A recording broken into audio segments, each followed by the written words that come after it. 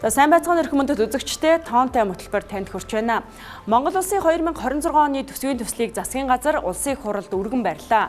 За татварын шинжилгээг эхлүүлж хувийн хвшлийн өрсөлдөх чадварыг нэмэгдүүлэхээр төсвийн төслөө боловсруулсан гэдгээ ерөнхий сайд онцолж байгаа. За энэ хүрээнд ч эх оны төсвийн төсөлтэй хамт нэмэгдсэн үртгийн албан татварын тухай хуульд өөрчлөлт оруулах тухай болон за төр хувийн хвшлийн түншлэлийн тухай хуульд нэмэлт өөрчлөлт оруулах тухай хуулийн төслийг бол өргөн барьсан юм а. За засгийн газраас татварын шинжилгээг эхлүүлж байгаа нь сайшаалтай хэдий ч иргэдийн бодит орлогыг дэмжиж аж ахуй нэгжийн татварын ачааллыг бодитоор бууруулах уу гэдэгт энэ удаад хариулт тайлаа.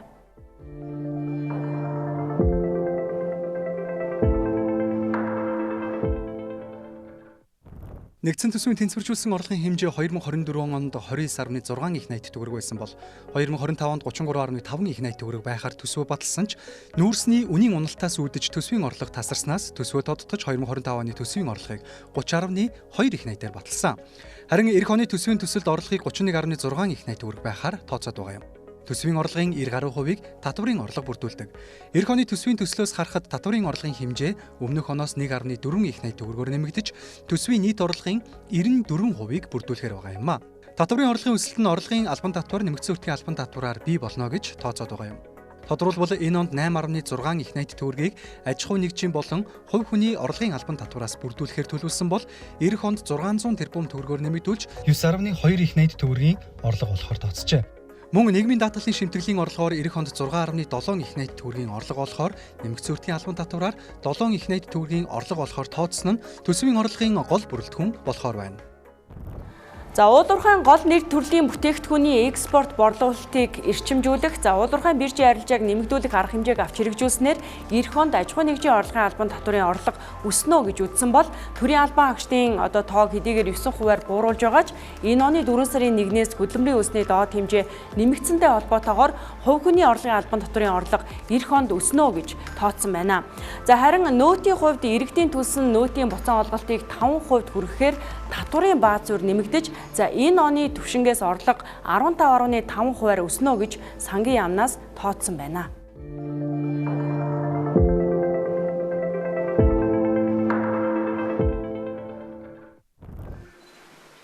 Бид нэмэгдсэн үртгийн албан татварын буцаан олголтыг 2.5 дахин нэмэгдүүлж 1 сая хүртэл төгрөгийн худалдаа авалтанд 5% нөөтийг буцааж олгоно. 2027 оноос 100% буцааж олгоно. 10% буцааж олгоно.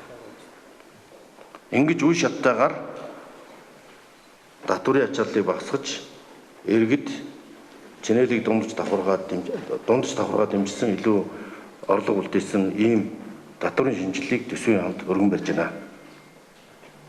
1 сая төгрөг хүртэлх худалдаа авалтанд 1 сая төгрөг хүртэл шүү. Зарим хүн сая төгрөг түүнээс дээш юм шиг яас их худалдаа авалт хийх ингээд бичээд байна гэсэн. Тэгэл 800 мянган төгрөгийн худалдаа авалт хийсэн байлаа гэж бодъё. Сарда өдөрт дунджаар нэг 27 мянган төгрөгийн худалдаа авалт хийсэн байлаа гэж бодъё. Тэр хүн 80 мянган төгрөгийн нэмэгдсэн үртгийн албан татвар төлнө. Эний 2% нь 16 мянган төгрөг буцааж авдаг байсан бол 40 мянган төгрөг буцааж авна.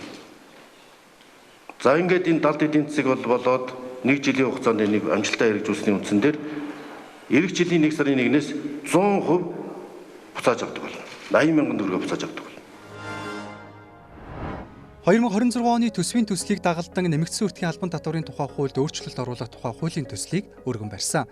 Энэхүү төсөлд 2026 оны татварын жилд сарын 1 сая төгрөг хүртэлх төгрөгийн худалдан авалтанд төлсөн татварын 50%-ийг 1 сая төгрөгөөс дээш худалдан авалтанд төлсөн татварын 20%-ийг харин 2027 оны татварын жилээс эхлэн сарын 500 мянган төгрөг хүртэлх төгрөгийн худалдан авалтанд төлсөн татварын 100%-ийг 500 мянгаас 1 сая хүртэлх төгрөгийн худалдан авалтанд төлсөн татварын 50%-ийг 1 сая төгрөгөөс дээш худалдан авалтанд төлсөн татварын 20%-ийг буцаан олгохоор тусгасан байна.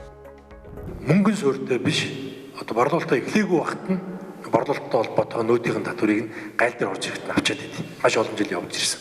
За энийг тэгвэл одоо гайл дээр авахгүй. Дотоош нь нэвтрүүлнэ. Тэгтээ хугацаа олгоно. Сар 2 сарын хугацаа олгоно. Энийг бид нар compliance-тай холбоод онооны систем рүү шилжиж байж байгаа. Яг хугацаанд одоо гайл дээр орж ирсэн амлалтаараа нөөтөд төлж өгдөөвэл тэрийг хугацаагаа сунгах боломжууд нэмэгдээд. Хэрвээ гадаад төлөхгүй бол хугацааг нь богиносгоод сунгаж өгөхгүй. тийм систем маань дагж байгаа хуулийн дээр цуг орж иж байгаа шүү.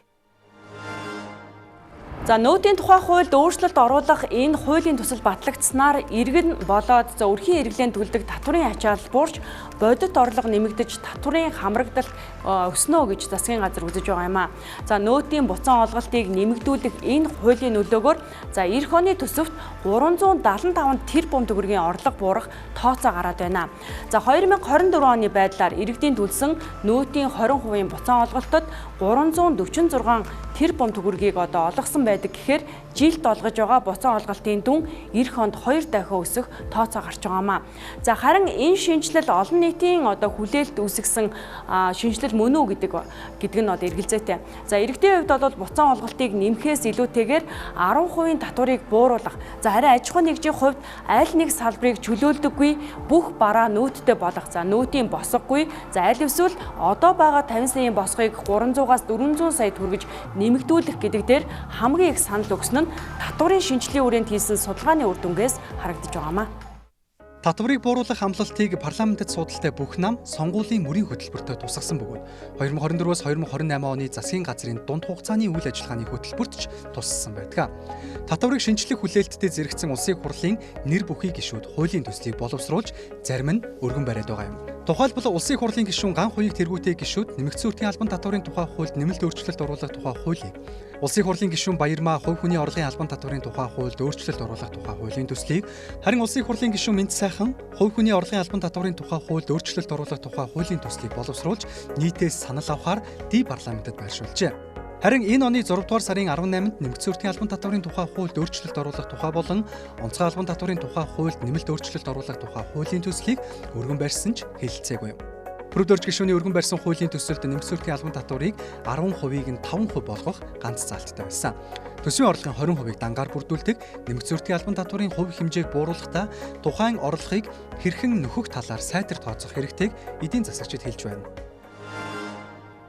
Буцаа олголт буюу урамшуулал татварын агент хийсний төлөө хэрэглэгчд олгож байгаа урамшууллын дүнг нэмэгдүүлэхэд хэрвээ босго орлого хэд өндөр болчоод 400 саяас доош төгрөгийн орлоготой аж ахуйн нэгж иргэн бизнес эрхлэгч ерөөсөө ингэж нөөт оногдуулахгүй болоо явчих юм бол нөгөө урамшууллын чинь утга учир ямар ч ач холбогдол болчих учраас эдгээрийг авч үзчихээж одоо ингэж том зургаар нь авч үзээд тэгээд энэ одоо урамшууллыг одоо сайн байлгахын тулд урамшуул одоо үндсэндээ халамж дэмж төрийн халамж дэмжлэгийг нөөтийн урамшууллаар одоо солиод байна гэж би ойлгож шít бага орлоготой иргэдэд ер нь бол тэг одоо тийм зүйл явж байгаа шиг байгаа онлын хувьд бол тэгэхээр тэр зорилгоо биелүүлэхийн тулд нөгөө талд нэмэгдсэн үртгийн албан татвар ногдуулсан борлуулалт байх хэрэгтэй шít. Гэтэл нэг тийм зорилго тавьсан байсан чинь цаа талд нь 400 сая хүртэл өгнөгээд баг ихэнх бизнес эрхлэгчид нь одоо нэмэгдсэн үртгийн албан татваргүй бараа борлуулаад байвал нөгөө урамшууллын систем маань ач холбогдолтой байж чадахгүй болчихно гэсэн. Манайд одоо байгаа татварууд дотор хамгийн өргөн баазтай нөөт байхгүй. Орлогын хүн амын орлогын албан татварыг ч гэсэн ямар нэгэн байдлаар хөдөлмөрийн гэрээтэй ажил эрхэлдэггүй л болвол төлөхгүй шүү дээ. Мөн үү? Та нөөт бол бүгд төлдөг. Энэ өргөн баазтай энийг улам өргөн баазтай болгох хэрэгтэй мэдээж хэрэг. Энэ сайн тал нь. Нөгөө талд нь хашир болвол гэхдээ иргэн 100 сая орлоготой байна уу 10 сая орлоготой хүн байна уу гэдгийг ялгадаггүй. Тэр бүгдэнд нийжлэхэн ондогдчихвэ. Тэр утгаараа нөгөө шудраг хуваарлах гэдэг, ачааг шудраг хуваарлах гэдэг тал дээр нөөт бол сайн биш. Тэгэхээр нэг юм нэг критерид их сайн байна, нөгөө критерид нэлээд муу юм байна. Тэгээд тэр өргөн баазтай бусад татварууд чинь хэрэг өргөн баазтай байгаа бол нөөт дээр нөгөө нэг шалтгааныг нь одоо юу болгоод үндэслэл болгоод нөөтийг бууруулж тоглож болно. Гэхдээ манайд бусад татваруудын чинь бааз өргөн биш байхгүй. Гол асуудал тэр. Тэгэхээр татварынхаа баазыг өргөн болгочих юм бол хувь хэмжээнд дээр ярилцж болно. Тэгээгүй тохиолдолд хувь хэмжээнд дээр ярилцсан гэдэг бол энэ нөгөө одоо байгаа нөхцөл байдлаас хоёр одоо тийм юуны хувьд харах юм бол критерийн хувьд харах юм бол нэгийг сайжруулахгүйгээр нөгөөтийг сайжруулахгүйгээр нэг нь бууруулаад гэж болохгүй л тийм. Өнгөрсөн хавар одоо сангийн яамнаас олон нийтэд болоод эрдэмтэн судлаачдын дунд хийсэн татварын шинжилгээний одоо хэлэлцүүлгийн үеэр бол үндсэндээ 4 их 80-ийн одоо орлого буурах ийм магадлал маш өндөр байгаа.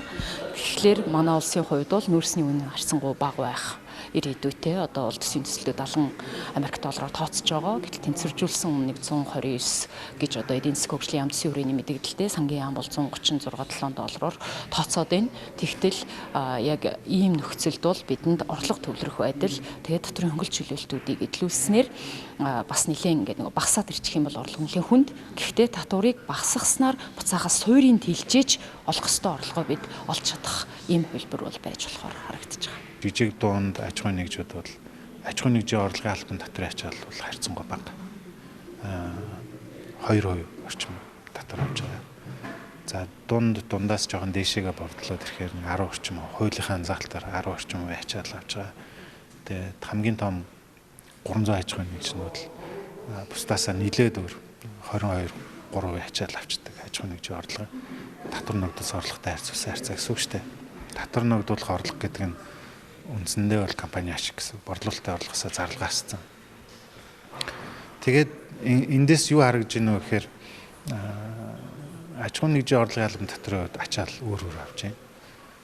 Бусад татварын хувьд бас үнэтэй адилхан өөр авна. Шин чанараас хамаарат.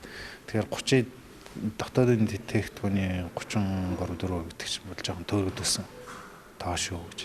Ийм үр дүн гарч байгаа. Тэгэхээр өндрөө энэ ачаад өндрөө бага уу гэх юм бол аж ахуйн нэгжийн орлогын албан татварын хувьд бол харьцангуй өндөр биш. Ягаад гэхээр энэ бол OECD орнуудтай харьцуулахад дундчтай бага ойрхон бага. Дундчаас нь бага эсвэл ойрхон гэдэг чинь айхтар өндөр ачаал авахгүй байгаа гэсэн. Олон нийт бол мэдээж нийгмийн даатгалын шимтгэлч яг татвар шиг болчлоо. Нөөтийн татвар чинь буцаалтаас хамаарат авч чадах хэсгээс хамаараа яг татвар 100% борлуулалтын татвар шиг, орлогын татвар шиг ингээд ажиллаад байна гэсэн. Ийм шүүмжлүүд байгаа учраас тэр бол зохицуултууд шаардлагатай.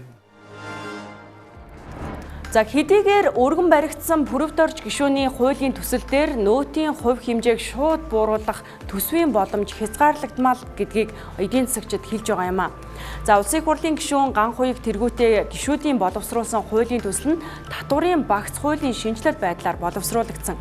Тодорхойлбол нөөтийн хөнгөлөлт чөлөөлтийг 500 мянган төгрөг хүртэлх бол 100%, за 500-аас 800 мянга бол 50%, 800 мянгаас давсан бол 20% буцаан олголт олгож, за албан боловсрол, эмнэлгийн тусламж, нийтийн тээвэр, даатгал, банк санхүүгийн үйлчилгээг нөөтөөс чөлөөлөх байдлаар хязгаарлахаар бол тусгасан байнамаа.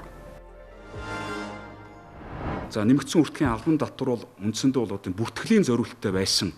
Тэр нэмэгдсэн үртгийн албан татварын гол зорилго үндсэндээ бол тогтолцооны гажууд руу аваад ирсэн. Ямар гажууд үүссэн бэ гэхээр 70 эдэн төрлийн худалдаа үйлчилгээг бид өнөөдөр нэмэгдсэн үртгийн албан татварын хуулийн үйлчлээс гаргаад хөнгөлөөд чөлөөлөд явж байна гэсэн. Тэгэхээр 70 гаруй төрөл ингэ явчихаар үндсэндээ манай нэмэгдсэн үртгийн албан татварын хамрагдалт 74% байна. Тэгэхээр тэрний эргээд ямар асуудал үүсгдэг вэ гэхээр саарал эдийн засгийг бий болгодог. Тодорхой иргэд нь татвар төлдөг, тодорхой иргэд нь татвар төлдөг болоод тэгэхээр нөгөө шудраг бус татварын тогтолцоо гэдэг нь бий болгоод эхэлдэг. Шудраг бус татварын тогтолцоо гэдэг нь юу гэсэн үг гэхээр төлж байгаа иргэд нь төлж байгаа аж ахуйн нэгжтийн татвар нэмэгдээ яваад байдаг. За нөөтийн чөлөөлтийг аж ахуйн нэгжүүд борлуулахт нь биш. Нэг ёсондоо энэ тэр 70 эдэн төрлийн нөөтийн худалдаа үйлчилгээний төрлийн тэр нөөтийн чөлөөлтийг үндсэндээ бол зөвхөн нийгмийн онц ач холбогдолтой буюу голлох 3-4 төрөл дээр л нөөтийн чөлөөлтийг болгож байгаа. Тэр нь боловсрол байд юм уу, эрүүл мэнд байд юм уу, тий? Бусдаар худалдаж авж байгаа иргэд нь шууд тэр хөнгөлөлт чөлөөлтийг олгодог байх. Энэ тогтолцоог хэрэгжүүлэх юм аа.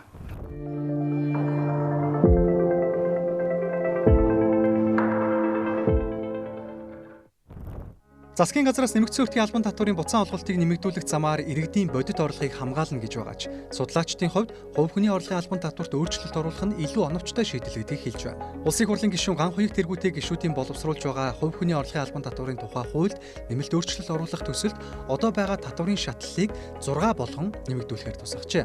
10 сая төгрөг хүртэлх цалинтай иргэдийн хувьд 10%-аар, түүнээс дээшлэх тусам 2%-аар нэмэгдүүлж сарын 30 саяас дээш цалинтай иргэд 20% татвар төлөх 6 шатлалыг бий болгосон байна.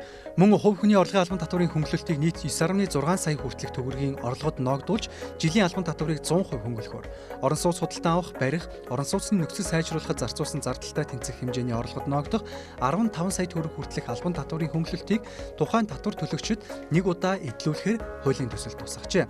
Ингэснээр хувь хүний татварын ачаалал буурна гэж хууль санаачлагчийн зүгээс хэлж байгаа бол татварын шатлалыг нэмэгдүүлэх нь татвараас зайлсхийх сэдлийг нэмэгдүүлэх сөрөг талтайгч хэлж байна. За одоогийн хуулиар 800 сая төгрөгийн үндсэн цалинтай бай гэж бодоход бол тухайн ажилтны цалингаас суудагддаг нийгмийн даатгалын шимэн 11.5% байгаа. За хувийн орлогын дотор 10% байгаа. Тэгэхээр зөвхөн гарт ирж байгаа цалин, гарт одоо орж иж байгаа орлого 637 сая төгрөг байгаа юм.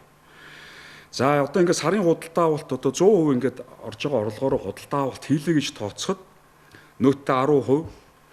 За нөөттэй 10% буюу 63720 төгрөгийг одоо нөөттэй төлсний дараагаар бол 2% буцаалтаа аваад за хувийн орлогын дотор өнөөдөр чинь энэ 800 сая төгрөг дээр 18 сая төгрөгийн хөнгөлт эдэлдэг.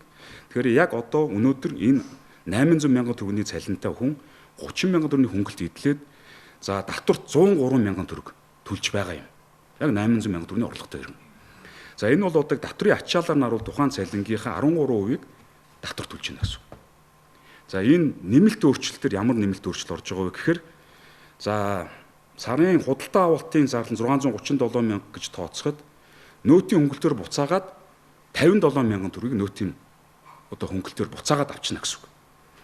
За сарын хувийн орлогын дотрын хөнгөлтөөр 70 сая төгрөгөө буцаагаад авчна гэсэн үг. За ингээд бодвол та бүхэн 800 сая төгрөгийн цалинтай хүн 6320 төгрөгийн татварыг төлнө. Энэ бол тухайн хүний цалингийн 0.8%-тай тэнцэж байгаа гэсэн. Тэгэхээр 13%-аас 0.8% 1% хүрэхгүй хэмжээний татврын ачааллыг л өгнө гэсэн. Жилийн 9 сая 600 мянга, сарын 800 мянга төгрөгийн орлогыг чөлөөлнө гэдэг маань энэ тогтмол тоо тавиад байгаатай л би жоохон илэрхгүй байна. Хөдөлмөрийн ёсны доод хэмжээ гэдэг юм уу? Одоо өөр юу гэдгийг нэг тийм хувьсах үзүүлэлт авч үзэхгүй бол энэ тогтмол тоо чинь одоогийн нэг 10 мянга 20 мянга гэл одоо бол 3 сая төгрөгнөөс дээш орлого болох юм бол ямар ч хөнгөлтгүй байгаа ш тий. Гэтэл 3 сая төгрөг тийм их мөнгө гэдгийг аваад үзэхээр тийм ч одоо ахиу цалин байж чадахгүй болчиход байгаа. Одоо жишээлбэл 10-аас 20% гэдгийг л хөдлөхгүй чичрээд байна л да. Одоо яг өргөн барьж байгаа хуулийн төслөл тэр 10-ын тоо гэдэг 10% гэдэг ер нь яг ямар үндсэлтэй яагаад заавал 10%-аас ерөөсө хөдлөхгүй байгаа юм бэ? Тэгээ 10-аас 20% дотроо дахиад 6 хувааж ин гэж байгаа байхгүй. Ингээ 3 шатлалтай байсан зүйлээ 6 шатлалтай. 6 шатлалтай болгоно гэдэг маань нэгтлэн бодогчдын ажлыг хүндрүүлнэ, татрын тайлан бэлтгэх асуудлыг хүндрүүлнэ шүү. Доотлын шатлалд орохын тулд орлогоо нуух, бууруулах, наашаа чаашаа болох ийм асуудлуудыг шатлал хэдийчний олон байна. Шатлалтай багтсан татраас зугатах, зайлсхийх, одоо сэдлийг төрүүлдэг гэдгийг бас харгалзахгүй нэг ийм тоо тогтоогод ингээ явуудах юм. Тэгэхээр аль нь л учир дутагдaltaй байна.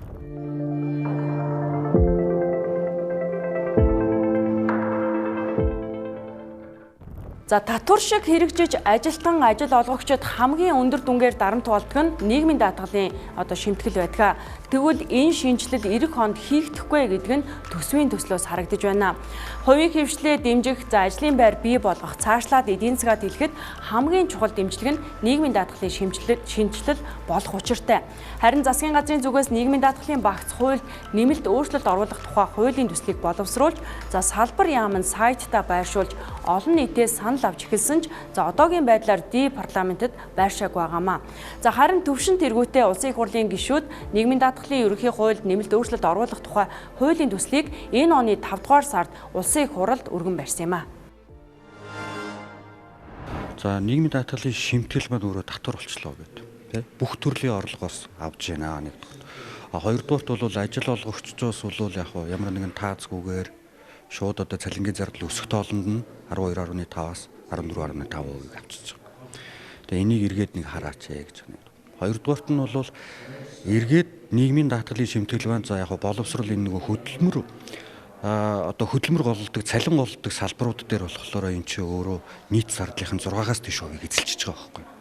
Тэгэхээр нөгөө байгууллагуудын чинь зардлын 6 зөвхөн шимтгэлд ингээд яваад байна гэдэг бол тухайн байгууллагын оршин тогтнолд айгүй хүн дээр тусч байгаа. Дамаа жижиг дунд аж ахуйн нэгжүүдийн хувьд.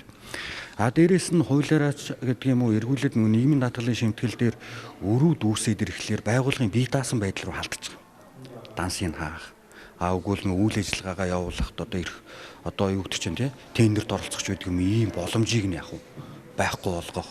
Дээрээс нь нөгөө ажил олгогч бол ажилтан хоорондын зөрчлийг бий болгох одоо яагаад зөрчил бий болдог вэ гэхээр нөгөө нийгмийн өрөө нэг үг юм чинь чиний одоо тэтгэмжийг өгөхгүй гэдэг асуудлууд үүсдэг гэх мэтлэнгийн ийм асуудлууд бол аж ахуйн нэгжлэрээ тулаад байна. Улсын хурал өргөн барьсан төвшин тэргүүтээ улсын хурлын гишүүдийн нийгмийн даатгалын ерөнхий хуульд нэмэлт өөрчлөлт оруулах тухай хуулийн төсөл, ажил олгогчийн нийгмийн даатгалын шимтгэл төлөх сарын цалин хөлс, түүнтэй адилдах орлогын дээд хэмжээг, тухайн үед мөрдөж байгаа сарын хөдөлмөрийн хөлсний доод хэмжээг 10 дахин нэмэгдүүлсэнтэй тэнцүү байх, гэрээ ажил гүйцэтгэх, хөлсөөр ажиллах болон тэдгээртэй адилдах гэрээнээс нийгмийн даатгалын шимтгэл тооцохгүй байх, хоол, унаа, түлээ, нүүрсний үнийн хөнгөлөлт, орон сууцны ашиглалтын төлбөр, тэдгээртэй адилдах бусад орлогод нийгмийн даатгалын шимтгэл тооцохгүй гэсэн 3 өөрчлөлтийг тусгасан.